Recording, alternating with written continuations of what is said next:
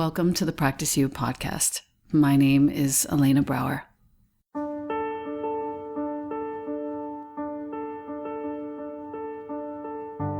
Together, we'll explore and enjoy content and conversations around mastering transitions in our relations, our wellness, our careers, our families, and especially in our missions and visions.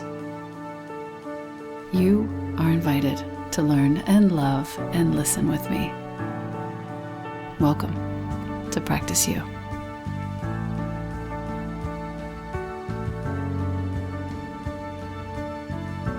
Welcome back to the podcast.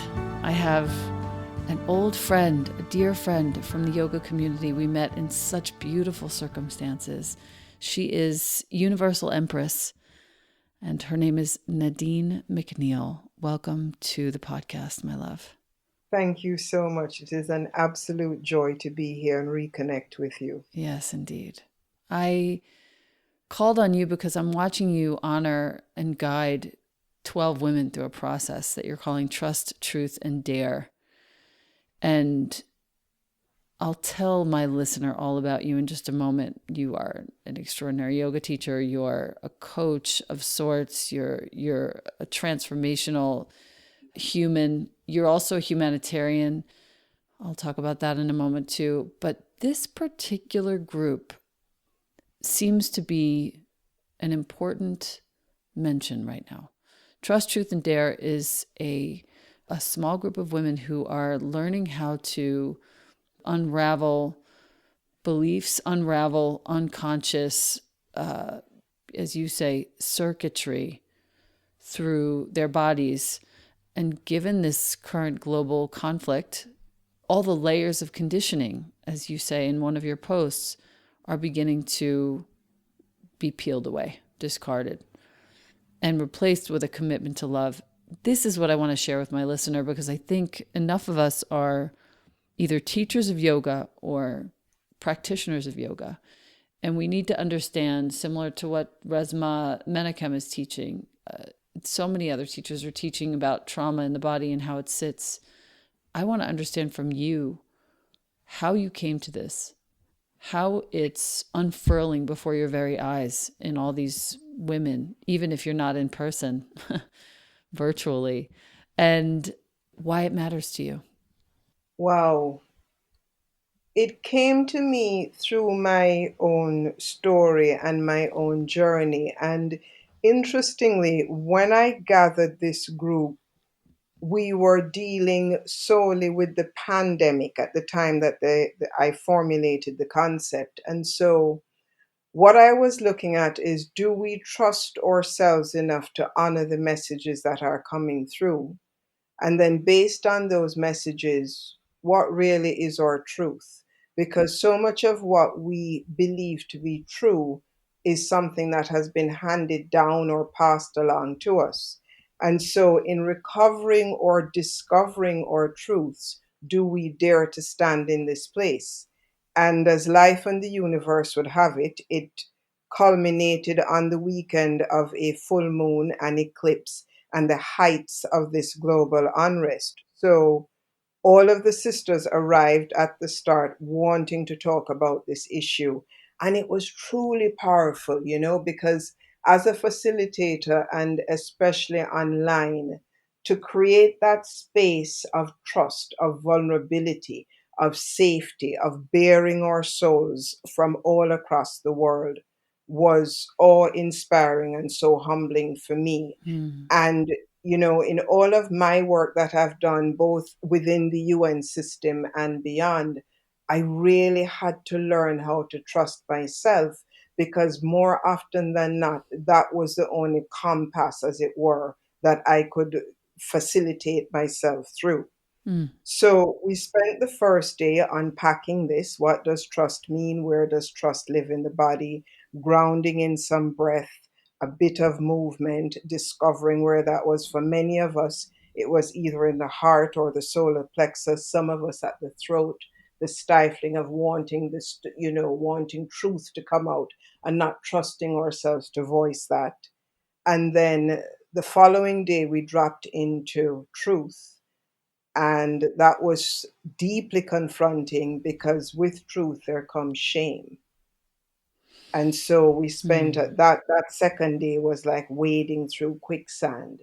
right. And many people, including myself, we see these things, we bury our heads in the sand, we discard this truth because it's so uncomfortable. Yeah. And now here we are in 2020 having to face this truth. And that for me was the most powerful journey. And then on that third day, seeing people just transform into this full, magnificent expressions of themselves and just commit to being an advocate, a warrior, beginning in their homes, beginning in themselves. Very powerful work. Yeah.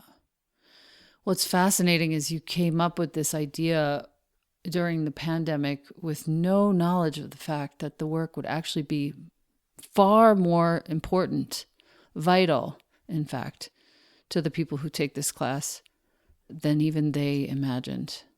Yes. And Elena, it's funny because I had done a session earlier on this year that was courage, compassion, and confidence. And at the start of each year, I choose a word that becomes my compass throughout the year. And for 2020, I had chosen courage. And Mm, as the year has unfolded, that word has taken on epic proportions or epic meaning. that's epic. I've seen you teach, Nadine. When you teach, you're potent, insightful, accessible. I have had the thought more than once that I want to become you when I grow up. Oh, wow. More than once. Thank you, sister. It's true.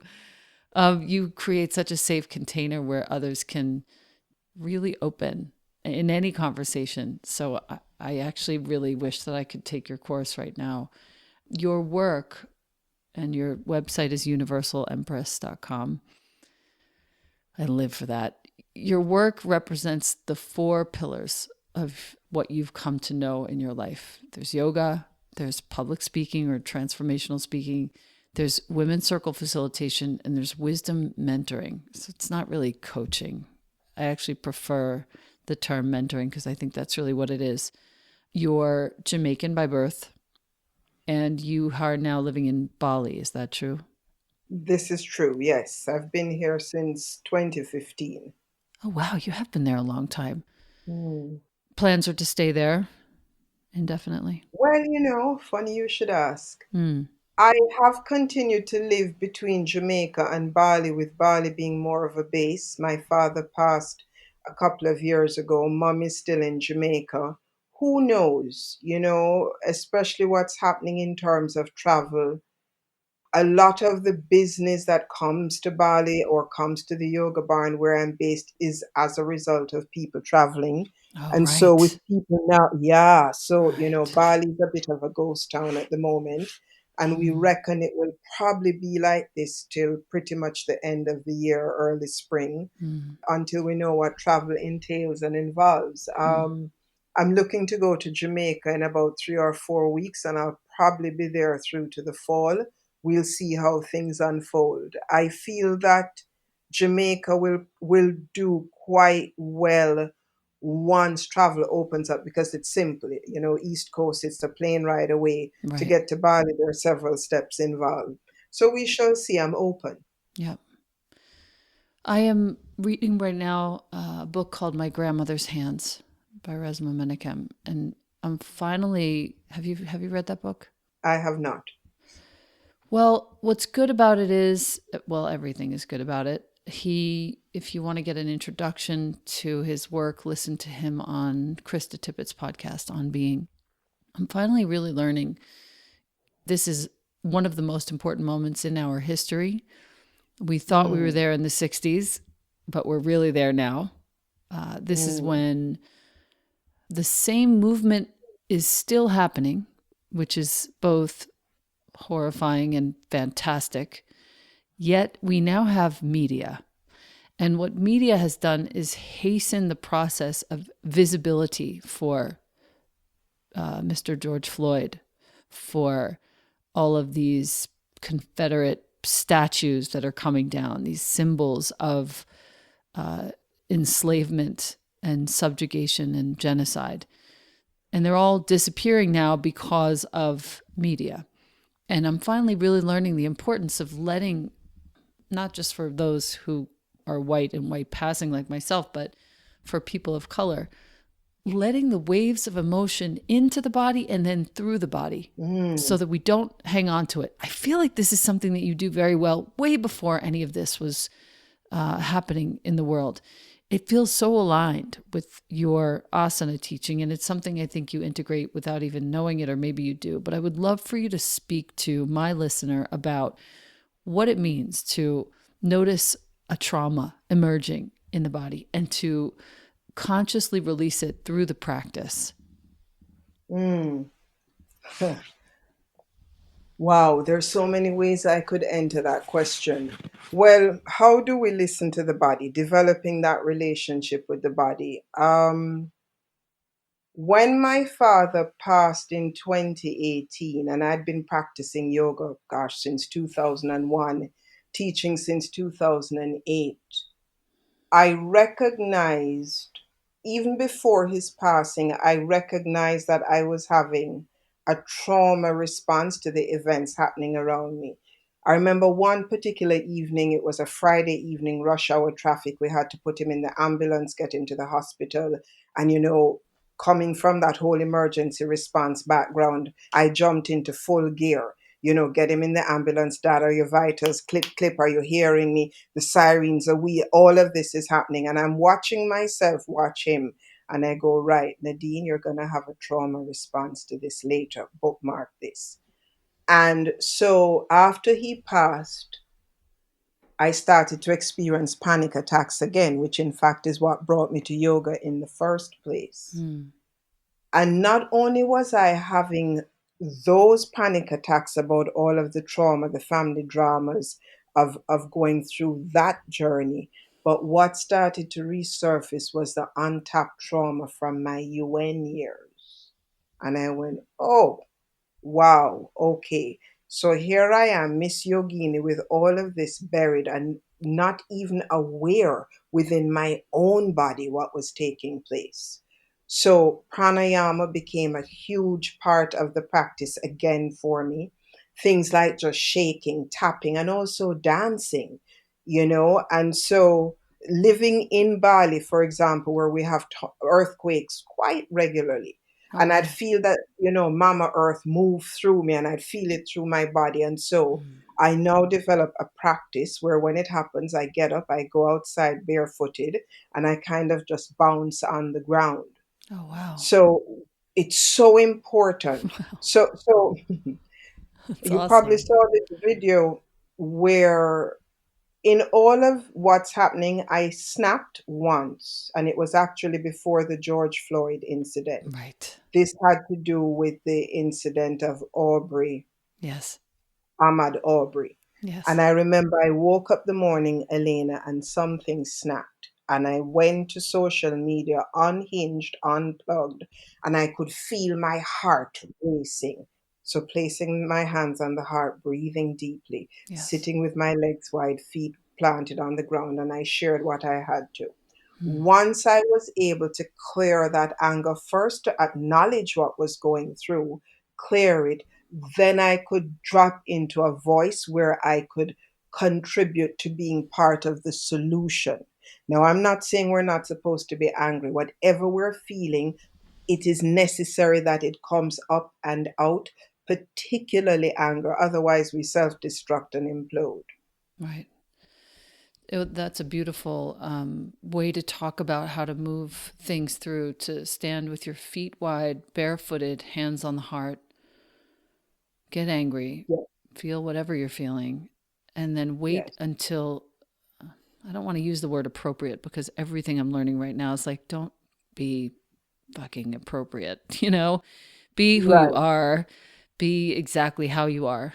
But I appreciate the connection to the earth. And I think my listener will also appreciate when you are feeling this, intense disassociation or dissatisfaction, to put your legs a little bit wider than your hips, to stand with your bare feet on the ground, put your hands on your heart, and feel a distinct connection to the earth and to what she has to share with you.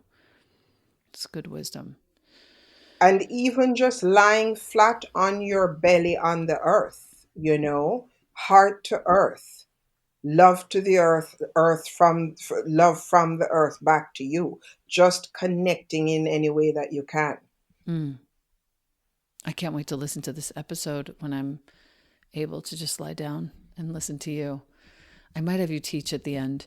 Over the last several decades, I want to go back to when you said you were experiencing a re-traumatization from your time at the UN. You have traveled the world over the last several decades, and you've worked in service of the UN, UNICEF, Global Volunteer Network, and the Organization for the Prohibition of Chemical Weapons. Thank you Mm. very, very much. I would love to hear of any of those, whatever you are able or willing to share with us. I'm deeply grateful for my time at the UN, and I'm going to, I'm a bit of a storyteller, so I'm going to weave this a bit. Give me all of it. Being an only child, my mother left at 13. When I couldn't save my family, took me a while to figure this out, I then went off and thought I could save the world through my UN work, being this lofty organization Hmm. with these noble ideals, as it were. So, my first UN posting was in Iraq following Desert Storm in 91.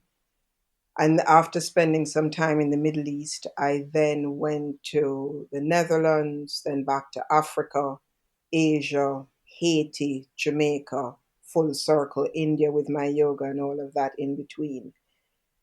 And the UN's intentions, I still value the intentions of the organization. I think, like everything else, our governments or academic institutions, all of them, the foundations on which those were built are no longer relevant to the time in which we're living. Right. So, for example, I saw a post a couple of days ago where apparently UN staff were not allowed to participate in the protests in New York. The statement was later retracted and said if they want to protest on their own personal accord, then they could do that. In terms of the things I saw, my three hardest postings were Sudan, Haiti, and the Central African Republic.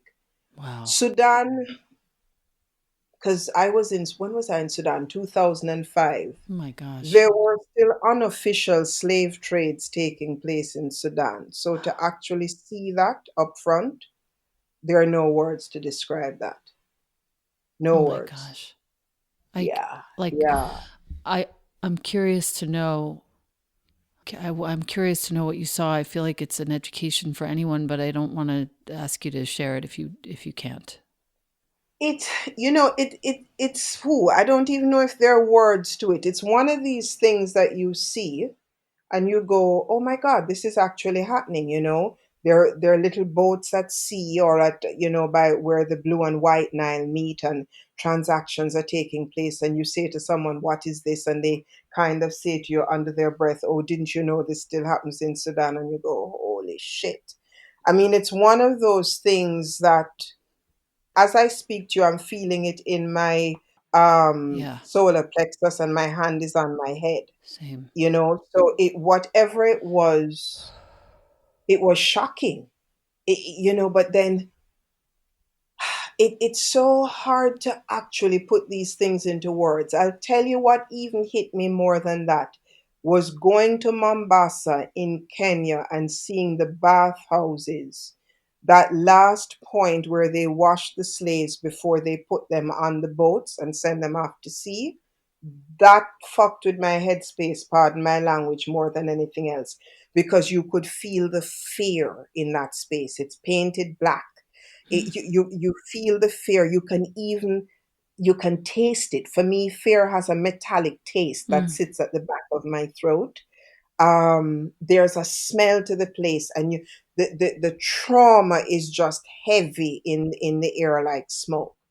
That impacted me perhaps more And I don't want to, because I don't know if it's something you can even quantify, but that experience was more alive in me, Yes. you know. Yes. And one of the things I've said for everyone, but particularly for people of color, the first opportunity you can get to travel to Africa, it is important because it's like the missing 23rd chromosome of yourself that you don't quite get.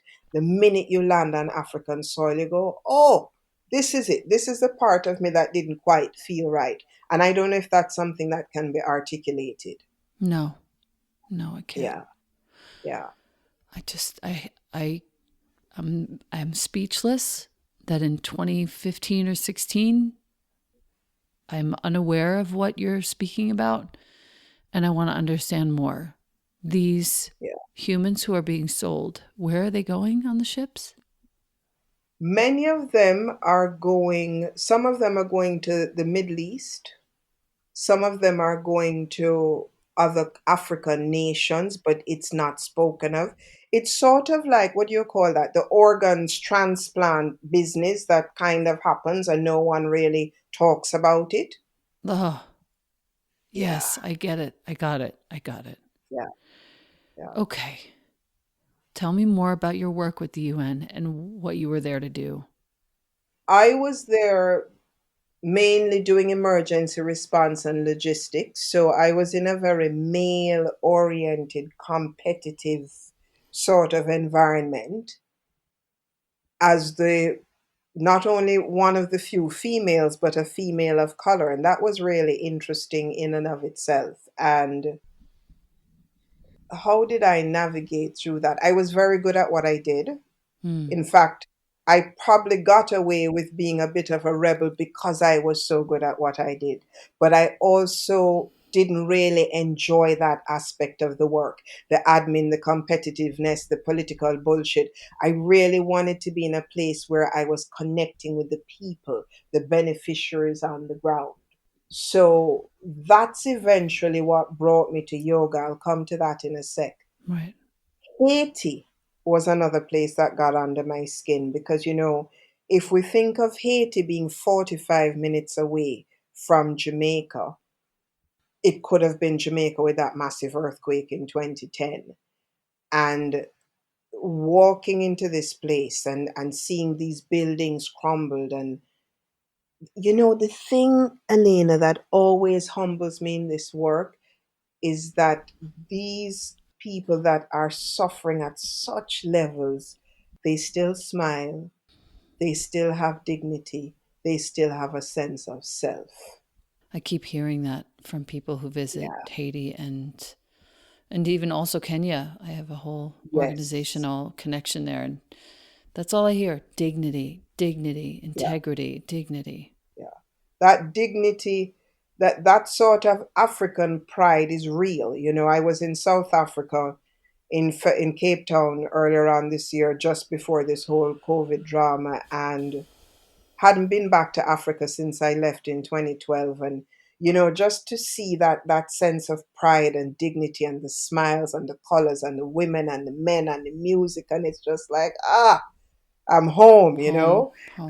And it was kind of funny in South Africa because I would get into an Uber or something and they would say, are you American? And I go, no, I'm from Jamaica. And the whole dynamic would change. Why? Jamaica was the first country to support South Africa in terms of, well, support in terms of not supporting apartheid. They Right. refused to do any business with South Africa during apartheid. And when Mandela was freed, one of the first three countries he visited was Jamaica. So there's always been that bond. But yeah, Africa has a spirit that must be felt. And when you were working for the UN after you left, you were working at UNICEF. Is that true? I was with UNICEF following the tsunami in 2004. In fact, that was the first time I came to, well, I'd come to Bali years ago on a romance holiday, but I came here following the tsunami in 2004, came in early 2005. I was based in Jakarta, the country's capital, traveled the country a fair bit, a lot, in fact. And I used to come to Bali for R&R, and at that point, it was one of those places where you had access to some of the greatest yoga teachers at affordable prices. And Right. yeah, Bali had just been through that whole the Bali bombing, etc. So again, it was a ghost town and trying to rebuild and rebirth itself, and that happened through yoga largely. Right. I know a lot of friends who have lived there, who continue to live there. Janet Mm. Stone is there, I think, still. Yes, she comes. Yes, yes, yes. Are you in touch with her at all? Not on a regular basis. We know each other, but I'm not in touch with her on a regular basis. Cool. Michael, I see from time to time. Franti, whenever he rolls Of through. course, of There are a course. few people here, yeah. Yeah.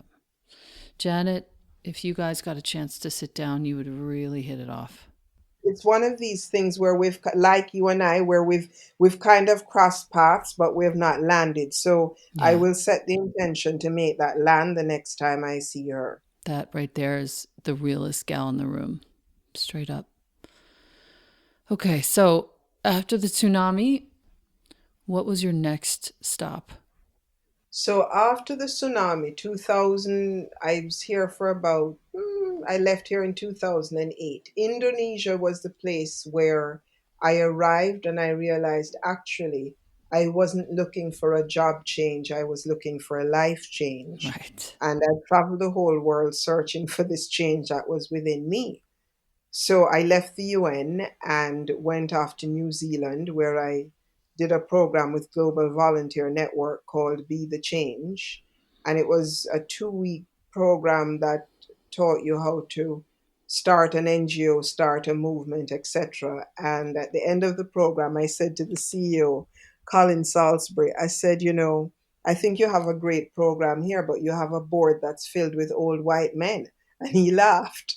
And then he invited to me to become a member of the board. That's what's And up. so, There you go. exactly. Mm-hmm.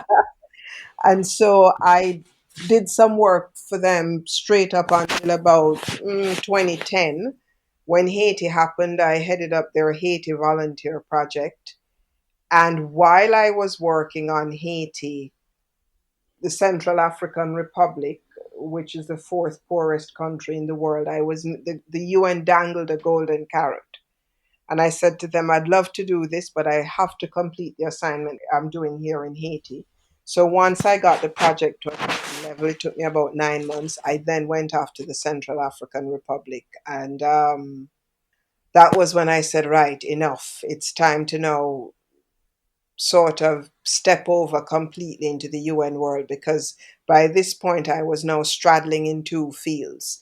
While I was working in Haiti, I was also teaching community yoga there. When I went to Central Africa, I taught community yoga there.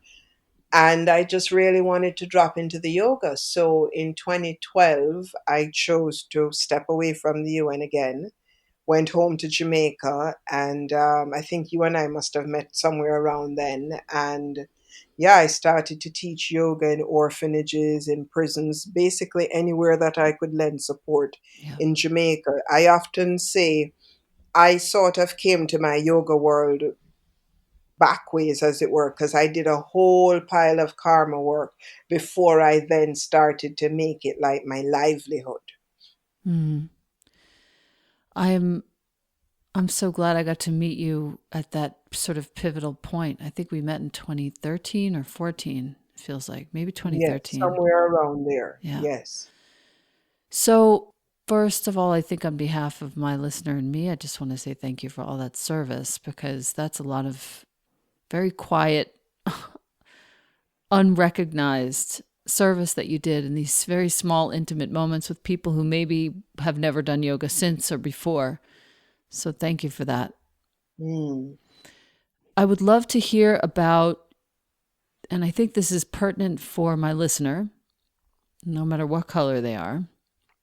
I would love to hear about how you took all of that experience that you've just recounted and created of yourself this very transformational speaker, leader, mentor, guide with total confidence.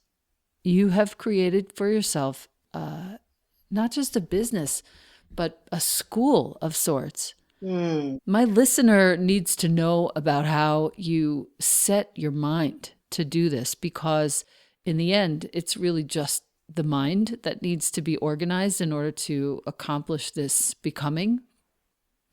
And I would love to hear about what you think about that. I remember sitting at my desk in Jakarta one day in Indonesia, and I took a piece of paper and I said, right, what are my passions? What are the things I love? What am I really good at? What's my experience and what's my education? I essentially did a SWOT analysis of sorts. I know I had this world of travel. I know I had, done the masters in gender studies, etc. I loved communicating with people. I was a natural leader and networker. I had this emerging passion in yoga. I've always enjoyed dancing. And I said, I'm going to merge these somehow. And I was also writing. So I was, budding writer contributing to Elephant. Was I with it? No, I hadn't started with Elephant then, but I was always an avid journaler, so to speak. It's funny, I remember those pieces in Elephant. Yeah, yeah, and it's one of these things that kind of happened organically. I would have an experience, I would write about the experience, I would then share about the experience.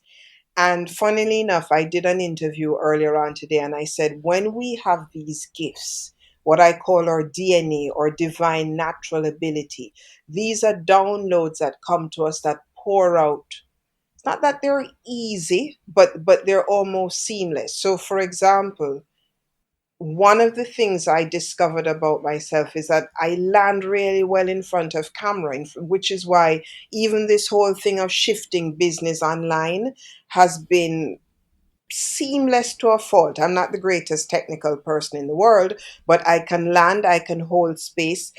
I'm convincing in what I say Yes. because I hold myself at a very high standard as far as integrity goes. And I've always been that way from as long as I can remember as a child. And there have been a few dark moments. There have been moments where, going from a six-figure salary to a budding yogi salary, and you kind of go, what the hell have I done? But still, you know, when I'm blessed, Elena, to teach a class, and here in Bali we have, massive numbers, 50, 60 is your average class. Mm. And when I open my eyes and I connect with one person, I see that a bulb has gone off and they want to do something different, then I know I'm in alignment with divinity. I'm doing what I was called here to do. Yes. And so there you just have to trust the process. And I know that sounds easier said than done. And I think I've said to a few people, this corona time, I was built for this. Everything up until this point in my life prepared me for this. Mm. That is a very strong medicine, my friend. And totally true. I've seen how you show up. It's true. Thank you, sister. Thank you. Totally true. Yeah. If I may, I ask each of most of my guests 3 questions at the end of each interview, and I would love to ask you. We know the answer to the first one. The first question is what in your life needs to be healed right now? We know the answer to that. What a beautiful question. Yeah. I mean, if you have something personal, I'd love to hear you share that too. One of the, and this is actually quite connected to the times in which we're living. The aspect that needs to be healed comes from the heart, but it's really having lived a life that wasn't mine, living according to the standards of others, trying to be a people pleaser at the cost of myself. And when you lose a parent, as I know you know, there's a part of you that goes with that person. Yeah. And Yeah. I was the apple of my father's eye and vice versa. But there was a part of me that had to die with him so that I could emerge fully. That's deep, my love. It's deep. Yeah, yeah. Wow. 2 days ago made 2 years since he was buried, Yeah. and I'm grieving and healing, healing and grieving. Yeah. So it's most certainly the heart. But as the heart cracks wide open, the truth emerges, which ultimately sets me free. That's right. Thank you for that. That was helpful. Lost my mom 5 years ago, and to Mm. capture the fact that you just stated that a part of me died with her and something else emerged. Thank you for that. The second question is, what's your favorite view? And that can be, metaphoric or it can be literal. Literally, it's the ocean, nothing like the beach. I was on the beach when I had the download, send Elena a message. The ocean is where I go to clear. My Wow. fit that yeah. And the moment you sent it, I was like, oh, the honor. I literally put my hand to my heart. I was sitting by myself. It was late. And I put my hand on my heart and I said, oh, as though something very precious had Mm. just landed in my lap to hear from you. Thank you so much. And then the third question, and I think it's the most important, what does prayer mean to you? Ooh la la. Prayer is when I converse with the God of my understanding, when I bare my heart and soul. And as I speak to you, my hand is on my heart here. Mm, And I feel that I am in perpetual conversations with God. So it's a continuous conversation. hmm, When I move my body, that's prayer in motion. yes. And when I sit still, when I drop into deep meditation, that's when I get to hear and listen. Thank you so much for that. Thank you. It is truly a privilege to be back in touch, and I'm looking forward to reconnecting with you in just a few weeks, months at the most, to hear how things are developing once you get back to Jamaica and everything. I want to stay closer. I appreciate you so much. Yes, yes, me too, me too. Thank you for this wonderful opportunity. Mm, And I love the connection and the interconnectedness of sisterhood and womanhood or womanhood, yes. because we are the real holders of whatever it is that we're birthing into this world. We really are. Last thing, I was listening to Michael Moore. He did an emergency podcast. Mm. I was listening to it on Spotify. It's worth a listen. It's pretty great. And he said at the end, you want to know what's going to heal this? You want to know? He's really funny. It's as though you're sitting with him. What's going to heal this is feed people and empower women. Yep, Put women in office. yep. That's what's going to heal this. Put women in office, just straight up. Mm. And it makes me, when you speak, it makes me think of that and think, this guy on the level of race, on the level of gender, he is spot on. Spot on, and has always been. Yeah. And if I may just say one thing that you said earlier on, one of the things also, Yeah. we are going to mess up on either side, and that's part of our humility and our humanity. Everybody's trying to be so fucking politically correct. Yeah. Yeah. It's ridiculous. It's ridiculous. I'm done. I'm done being politically correct. What I'm doing right now. And actually, you know what? I want to check in with you on this because I actually would love to hear from you on this. What I've tried to do and what I've decided to do, at least I have a huge team with doTERRA, tens of thousands of families, predominantly white. And I've decided to assign myself the role of educating them on their whiteness as I learn Mm. about my whiteness. Hmm.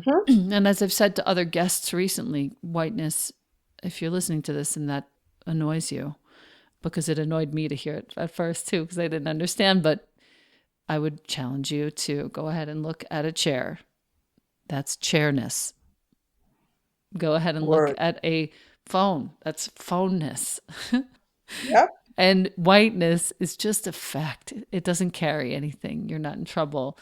When you read, I've started to read everything that James Baldwin ever read or said. And Mm. what I'm learning is that, from the very beginning of this country, it had to be that a black person was less of a person in order for the very tenets of this country to make sense to the white man.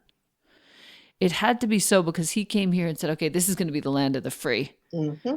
And if everybody's not free, what makes sense of chattel slavery is that person is not 100% a man, so it actually doesn't count. Mm-hmm. And that is the source of every single problem that we're having right now, Yeah. because that is so deeply ingrained in our DNA, in our understanding of what's true, that we can't get around it without feeling like idiots. But the truth Yeah. is, all we have to do is recognize that fact. Yeah. This person of color in front of you, this is a whole person. And in fact, if I'm right, which I think I am, and I have since I was a very little girl, I've already started writing a beautiful spoken word around my opinion of my black friends when I was very small. If I'm right, the people that came from Africa, that didn't even want to be coming from Africa, but that did, these are the kings and the queens. Mm-hmm. I feel this very strongly. I'm not putting myself down. I'm not saying whites are less than. I'm saying people of color are royalty. Yes. Like I felt this in my blood when I was a little tiny girl, and I couldn't understand why things were being said and acted out so differently than what I felt viscerally. Wow, that's huge. And Isn't we that weird? absolutely. So we've come full circle to what we said at the beginning. The body knows. The body Right. keeps the Right. score. The body knows. Wow. So I was sitting down. I cannot believe you just said this. I was sitting down maybe it was shortly after 9/11. Mm, Sadler Wells in London, and it was the first time I was seeing the Alvin Ailey performance. mm. And I remember watching that performance and saying to myself, I've been had. Yes. I've been conned. How the hell could somebody tell me that I'm an inferior being to what I'm seeing in front of me? I was an adult at that point, Elena. My favorite, Alvin Ailey. Yeah, My yeah. favorite. If we check into what's going on, I mean, there's so many layers to this. And, as yogis and yoginis, this is almost like a universal karma, as it were. That's And right. then if we drop into a place of compassion, hurt people hurt people. So Yes. what happened in your lineage that you would want to hurt me for 400 years? That's right.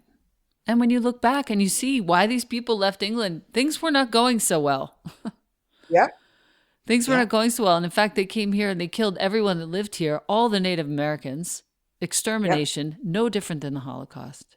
No different. yeah, Just more hidden. yeah, yeah.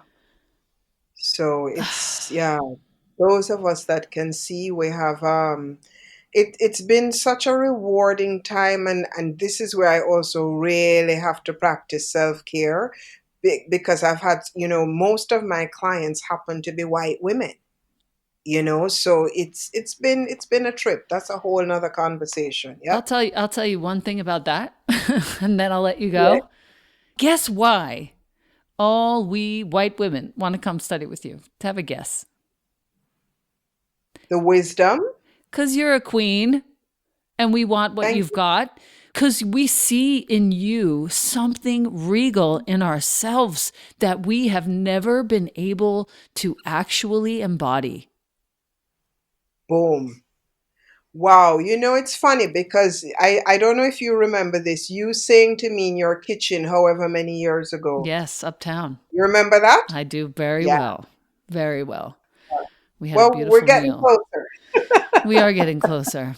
We are getting Yeah, closer. It's true. yeah, All right. So, more yeah. soon, I promise. We're going to reconnect in maybe a few months. Before then, of course, but for the podcast, I'd like to reconnect and see how things land in a few months from now. And honoring you with all of my soul, Nadine. I love you so much. Oh, thank you.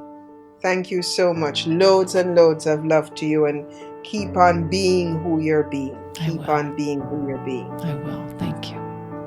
All right. Blessed love. Mm.